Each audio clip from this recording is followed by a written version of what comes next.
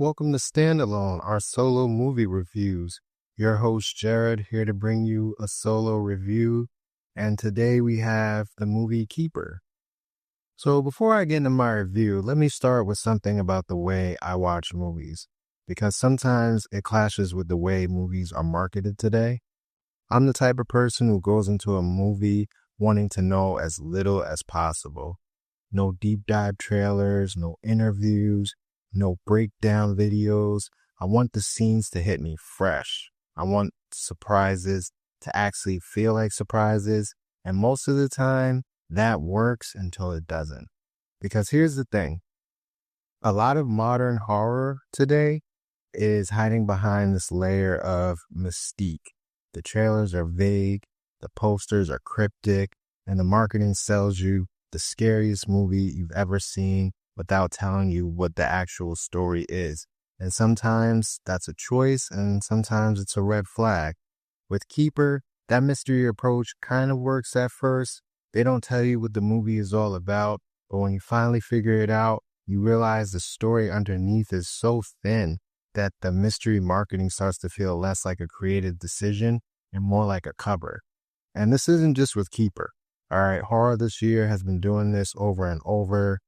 They did it with Shelley Oaks. They did it with Together. They did it with Weapons, and maybe a couple others I can't think of off the top. But they rely heavily on the mystery vibe, but don't always deliver a story that earns that secrecy.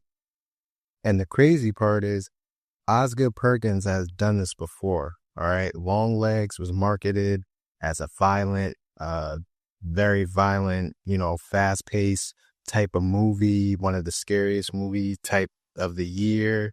But the movie, wasn't that at all. And I honestly like that movie a lot. It was just not marketed right, and it almost felt a little bit deceptive. So, I love horror. I'm always going to show up for a horror movie. But the marketing needs to be more honest, or at least the stories need to be stronger. Ideally both. But with that said, let's just get into Keeper. All right, first impressions of this movie. The movie is very slow. All right, I would say the first 15 minutes of this movie are wasted on nothing. And when something actually does happen, it's not much other than the main character, Tatiana Maslany, eating some cake. All right. And while it wasn't scary, it was a bit uncomfortable and cringe. And they added a layer of screaming over the track, which felt a little bit more unnecessary, but that's what they decided to go with. I get that the movie is trying to build, some tension up, but it builds nothing for a very long time. All right. There's obviously a presence in the home, but we can get to that in a bit.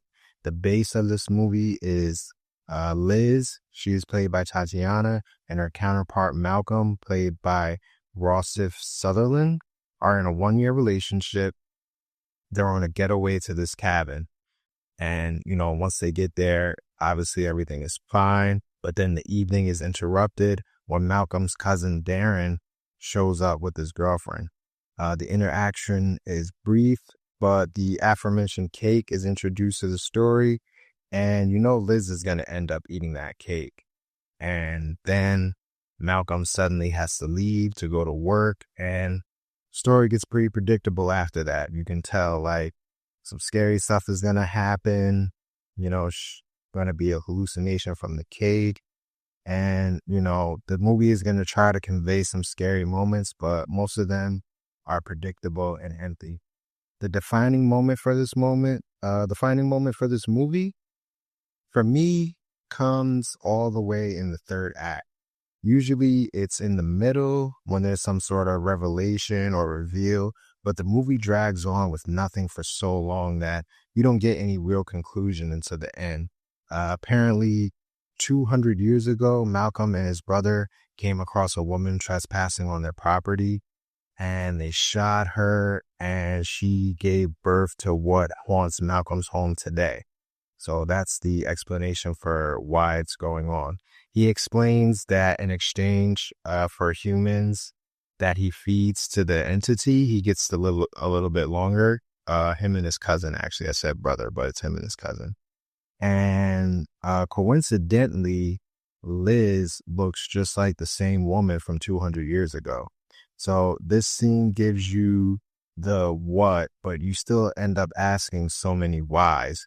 Like, why did Liz eat the cake in the first place? Especially when the woman that showed up with the cousin told her it tasted terrible. And she tried to do everything to get out of eating it, but I mean, she still wound up eating it. And you end up asking, like, why did she stay so long in the house with all the weird activity going on? I mean, her only excuse is that she was waiting for Malcolm to come back, but in reality, she had plenty of opportunity to leave. I mean, this movie is set in 2022, so we know Ubers exist. She's on an iPhone.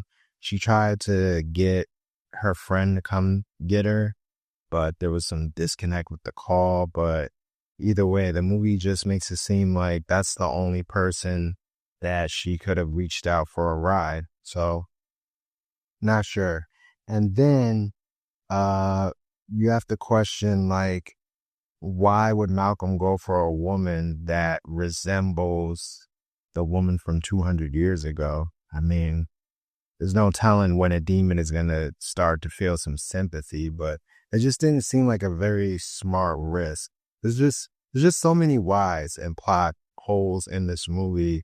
And I feel like when you watch a movie, a lot of the questions need to be answered. It's okay to come away with a question or two, but when you start coming away with several, then it's like, who wrote this movie? But what keeps this movie from greatness, aside from several plot holes in the film, the pacing is not very good. The amount of time between scares is enough to lull you to sleep unless you're really into the story. I wouldn't say I fell asleep because my anticipation for this movie was really high. So I just couldn't wait, for the movie, and I was locked in and engaged, but it was just very, very slow. And the ending is also lackluster as well. I felt the movie should have ended way earlier than it did. And it felt like they didn't know how to end it. So they just put three different endings together and somehow tried to make them cohesive. But if you've seen the movie, like, you feel like it's about to end and then it doesn't, and then it feels like it is and it doesn't. There's just a little bit too much of that. Hot take. When this movie started, it showed the montage of women that it showed in the trailer. I thought that was great because I assumed the rest of the movie would take me by surprise, but that wasn't the case. I think the movie failed to capitalize on the other woman's story in the movie. They could have showed a little bit more of how the keeper, got involved with them and the killings with them. I just think they could have explored that definitely more. Standout element, of course, Tatiana shines in this movie, being the only character needing to show any range of emotion. Now the movie, just chugs along very slowly. So overall, this performance isn't enough to save face for the movie, but she definitely was a standout. Who this movie is for, horror movie lovers. If you've been interested in this movie for a while, I mean, go see it. I'm not sure. It might be for you. It might not be for you. It didn't land for me, and I've seen a lot of disappointment for sure, but definitely still go check it out. So, final verdict. Overall, this movie was very disappointing. I think horror needs to shy away from the mystery and bring back real scares and good plots. Where this movie shines is towards the end, but it feels like a scramble to put together what is far too broken. I'm giving Keeper 3 out of 10. And I don't really recommend this movie because I didn't enjoy it and it just flat out wasn't good.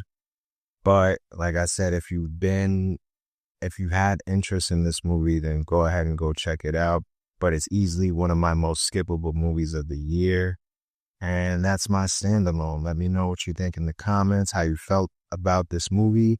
If you liked it, if you didn't, be sure to like, comment, and subscribe as well. Thank you very much. Have a good day.